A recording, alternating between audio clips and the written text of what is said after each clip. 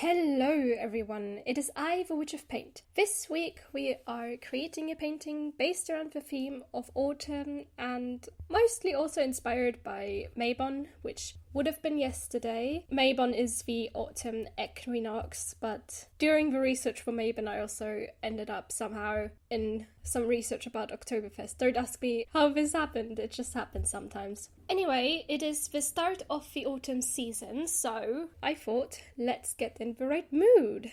And as such, I decided, let's just go all out for this. The past couple of paintings that I've done were rather simple and kind of short, but this time I felt like putting in small details. So after putting together a small inspiration board on Pinterest, full of autumn-inspired things like colourful leaves, nuts, mushrooms, and a few Mabon-inspired things like apple pies, dried orange slices, and broomsticks. I also threw in pumpkins because, I don't know, I mean, it's autumn, so obviously pumpkins were just like something I thought of. And after gathering all of those different inspirational images and references, I got to sketching. I did do a thumbnail sketch, which I didn't show in this video, but it did exist. What I wanted essentially was for this to be like a shot of a room with a mushroom table in the middle. Behind that there's a circular window, and on either side of the table I wanted to have a fairy sitting on a mushroom chair, drinking tea and just chatting and hanging out. Around them I wanted little decorations and things themed around autumn. So above them, hanging from the ceiling, are strings tied around leaves, berries, apple slices, orange slices, nuts, mushrooms, cinnamon, star anise, all the kind of things, that spices that I would associate with autumn. I might have forgotten something on that list, but I drew a lot of small things in this painting and maybe I don't remember all of it, so, you know. But you are watching me paint this, so you can probably guess what I've missed out. On the bottom left, I placed a small shelf, on top of which I placed a little plant pot with some flowers, because there are still some flowers blooming around this time. And in the bottom right corner I placed a small shelf into which I drew some books, some little figurines made from chestnut, because that is something I associate with autumn, at least from when I was a little kid. We used to do those a lot in primary school and kindergarten. Just little figurines with matches and chestnuts. That's why I put them there. And I also put a little pumpkin in there, a little jar with leaves, a small crafted hedgehog, and a butterfly made of leaves. And then on top of that shelf, I put a small tree with a little tiny bird sitting in it, because I thought that would be cute. On the left side, I also put a little pile of leaves with two tiny little hedgehogs, because I thought it would be cute, like she's got some pet hedgehogs. And I also decided to have a cat walking out from behind the big mushroom table in the middle. And there are also two portraits on either side of the painting. One with the fairy that's going to be sitting on the right side of the table, and then one that's generally with some fairies. I think it was three, yes, it was three fairies. One was the fairy on the left, one was the fairy on the right, and the other one, I think I painted it in the colours that I had Luke the fairy from, oh my goodness, that was ages ago when I did the little fairy tale video of the Witch of Paint. I really want to do more of those, but I can't get myself to write anything. It's fine. At some point I'll find my writing spirit again. Anyways, the fairies themselves I kept rather simple in their design. The left fairy is a guy with a pinecone hat, a vest, and wings that are made of the leaves of the ginkgo tree. For the fairy on the left, she's wearing a dress and has some more pointed leaves for wings that aren't anything specific really. But enough about that painting. Let's talk about Mabon. This year it will be celebrated on the 23rd, or at least around the date, but I think it does fall on the 23rd, which would have been yesterday when this video comes out. It celebrates not only the autumn equinox, but also the second harvest. I was going to look into my book, The Turning of the Year, Lore and Legends of the Irish Seasons, but it turns out it doesn't have anything on Mabon, so I have to rely on the internet for more answers. Mabon was picked up as a pagan celebration sometime in the 1970s. It was named after the Welsh hero Mabon ap Modron, on whom I have left a Wikipedia article down below. Let's just say it hasn't been called that until the 1970s, and it is very unclear what this Welsh god even has to do with the autumn equinox, which may be why it isn't mentioned as a festival in my turning of the yearbook, although that's on Irish and not Welsh. And as far as I know, the Welsh didn't really recognise it as a pagan holiday, so who knows why this happened?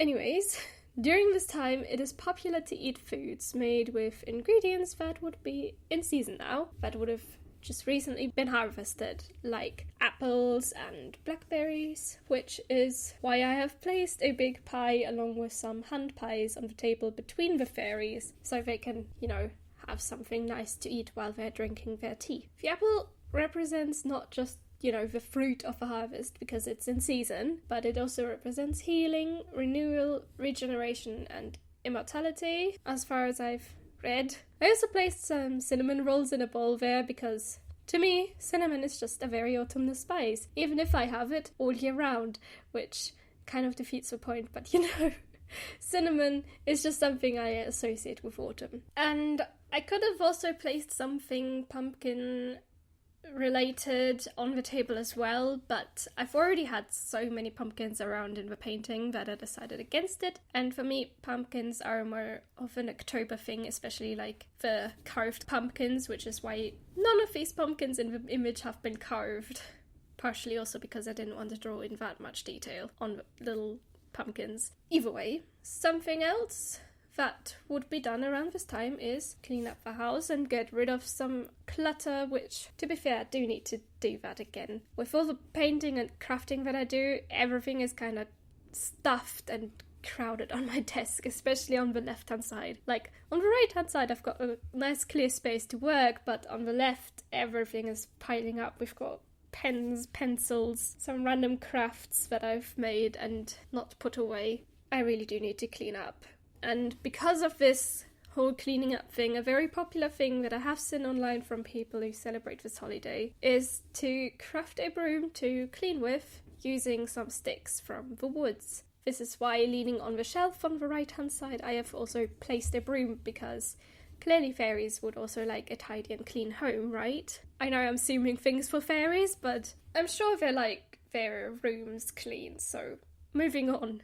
Another symbol of this holiday is the cornucopia, or the horn of plenty, which represents a good and healthy harvest, which the farmers have hopefully had.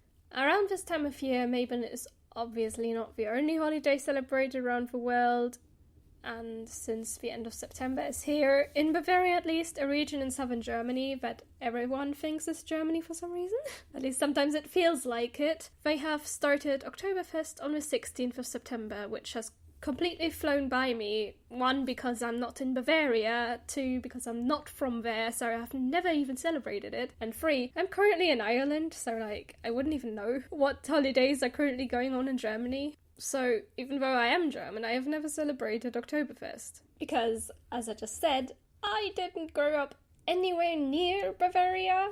Plus, the excessive amount of drinking done during this festival is really, really not my vibe. I don't even know why I accidentally stumbled upon this thing again. I really don't know how I got there. I was just looking up Mabon and suddenly Oktoberfest, I was like, okay, fine, let's just look into how it started. And apparently the festival began on October 12th, 1810, celebrating the marriage of the Crown Prince of Bavaria, who was later known as Louis I, who was getting married to Princess Therese von Sachsen-Hildburghausen. And from then on, the festival combined with the Harvest Festival, and in the year 1818, they started adding booths that sold food and drinks, all well and good, and then the 20th century came along, and suddenly you've got huge beer tents that can hold up to 6,000 people, and now, to me, at least, it has the reputation of just excessive drinking, which I personally don't want to participate in. But that's just me and my opinion, and if you guys enjoy Oktoberfest and frequently go there, then do so. I'm not here to tell you to not go to Oktoberfest. It's just something I personally don't like, and I think that should be okay. I don't mean to offend anyone who likes Oktoberfest.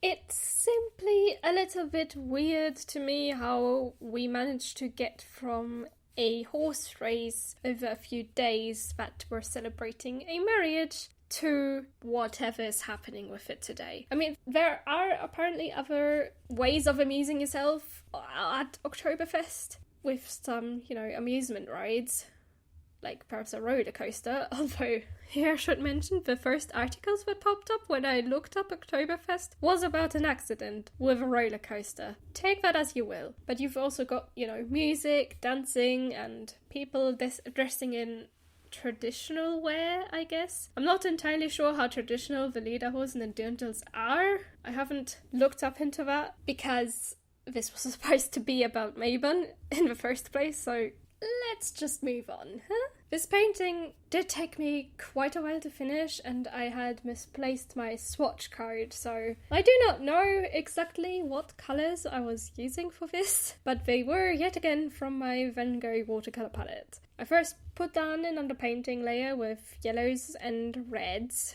The second layer I mapped out my shadows with blues, purples, and sometimes greens, just trying to figure out what would work best where, because I wanted different colours for different things. But thinking back now, I think I should have kept the shadow underpainting to one colour rather than doing different colours everywhere. Oh well, what's done has been done, and I think in the end it still looks good, so it must have been doing something, but I was being very experimental with this, as you might be able to tell.